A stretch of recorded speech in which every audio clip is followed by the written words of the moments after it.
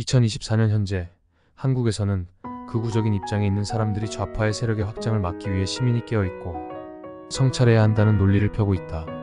이는 기존 진보적 입장에서 시민사회 운동을 하던 사람들이 주장하던 논리와 동일한 논리다. 가끔 민주주의 사회에서는 깨어있고 성찰하는 시민이 중요하다고 한다. 그렇다면 깨어있고 성찰한다는 것은 어떤 의미일까? 이와 관련해 깨어있는 시민과 성찰하는 시민의 유사점과 차이점을 알아보면 다음과 같다. 먼저 깨어있는 시민은 다음과 같은 특징을 요약할 수 있다. 1. 정보 습득과 분석 능력이다. 깨어있는 시민은 다양한 정보를 습득하고 이를 비판적으로 분석할 수 있는 능력을 갖추고 있다. 사회, 정치, 경제 등 다양한 분야의 정보를 탐색하고 이해함으로써 현상에 대한 폭넓은 시각을 갖출 수 있다. 2. 비판적 사고와 판단력이다. 깨어있는 시민은 자신의 생각과 주장에 대해 비판적으로 접근하며 다른 의견과 관점을 존중한다. 주관적인 편견이나 선입견에 빠지지 않고 합리적인 판단을 내릴 수 있는 능력이 있다. 3. 참여와 책임감이다. 깨어있는 시민은 정치 및 사회 문제에 관심을 가지며 적극적으로 참여한다.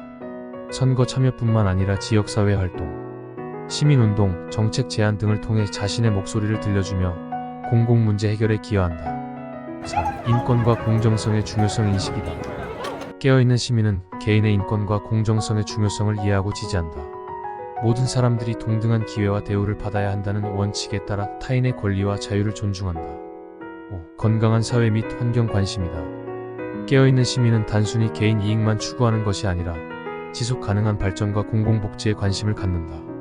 사회 및 환경 문제에 대한 인식과 참여로 건강하고 지속 가능한 사회 구조를 형성하기 위해 노력한다. 6. 직접 참여와 영향력 행사이다. 깨어있는 시민들은 단순히 타인의 의견이나 결정에 따르기보다 직접 참여하여 영향력을 행사하는 것도 중요시한다. 이를 위해 정치적인 참여뿐만 아니라 커뮤니티 활동, 자원봉사 등 다양한 방법으로 사회 변화에 기여할 수 있다. 이상, 깨어있는 시민들은 개별 이익만 추구하는 것이 아니라 공공문제와 진정한 민주주의의 원칙 위에서 상호작용하며 행동함으로써 건강하고 포용적인 사회 구조를 형성하기 위해 노력하는 것이다. 다음으로 성찰하는 시민은 다음과 같은 특성을 요약할 수 있다. 1. 자기 반성과 인식이다. 성찰하는 시민은 자신의 행동, 태도, 가치관 등을 지속적으로 반성하고 인식한다. 자기 인식을 갖고 어떤 가치와 원칙에 따라 행동해야 하는지를 고려하는 것이다. 2. 윤리와 도덕성이다. 성찰하는 시민들은 윤리적인 문제에 대해 진지하게 고민하고 도덕적인 선택을 하려는 경향이 있다. 자신의 행동이 타인 및 사회 전반에 어떤 영향을 미칠 수 있는지를 심사숙고하며 개인의 이익보다 공공의 이익과 균형을 중시한다. 3. 질문과 비판적 사고이다. 성찰하는 시민들은 상황이나 결정에 대해 의문점을 제기하며 비판적으로 생각한다. 단순히 주어진 정보나 주장을 받아들이는 것이 아니라 다양한 관점에서 문제를 바라보고 깊이 있는 질문과 분석을 수행한다. 4. 타인과의 공감과 존중이다. 성찰하는 시민들은 타인의 관점과 감정에 공감할 수 있는 능력을 가지며 서로 다른 의견에 대한 존중과 이해를 보여준다. 상호 간의 대화와 협력으로서 더 나은 사회를 구축하기 위해 노력한다. 5. 지속적 학습과 개발이다. 성찰하는 시민들은 지식과 역량 개발에 관심을 가지며 지속적으로 학습하고 발전하기 위해 노력한다. 다양한 분야에서 배우고 경험함으로써 폭넓은 시각과 지혜를 축적하여 사회 및 정치 문제 해결에 기여할 수 있다. 6. 책임감 있는 행동이다. 성찰하는 시민들은 자신의 결정 및 행동에 대한 책임감을 가진다. 그들은 일관된 원칙과 가치 기반에서 실천함으로써 이상사회나 모범사회 구현 등 긍정적 변화를 추구한다.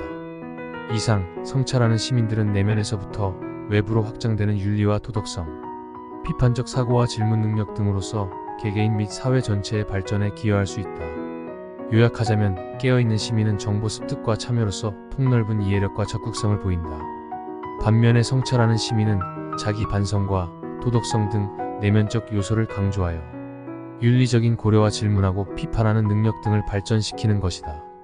문제는 극우적 입장이나 극좌적 입장에 있는 사람들이 위와 유사한 논리를 펴고 주장한다는 점이다. 여기서 중요한 점은 입장의 동일함이라 할 수 있다. 입장의 동의함이란 누구의 입장에서 공공선을 생각하고 깨어있고 성찰하느냐의 문제일 것이다. 깨어있는 것이 피해자의 입장이 아닌 일부 가해자의 입장과 기득권 세력을 대변하는 과정일 수도 있다. 이런 현상은 사회적 성찰 없는 형식적 민주주의 사회에서 더 널리 퍼지고 정당성마저 갖출 수 있다. 그리고 가해자와 기득권 세력의 입장이 공공선으로 탈바꿈되고 그들의 이해를 대변하는 새로운 형태의 파시즘 사회라는 끔찍한 결과를 가져올 수 있다. 지금 한국 사회는 그런 과정에 있고 우리도 그 과정에 참여하고 있는 건 아닌가 하는 생각을 해본다. 2024년 9월 21일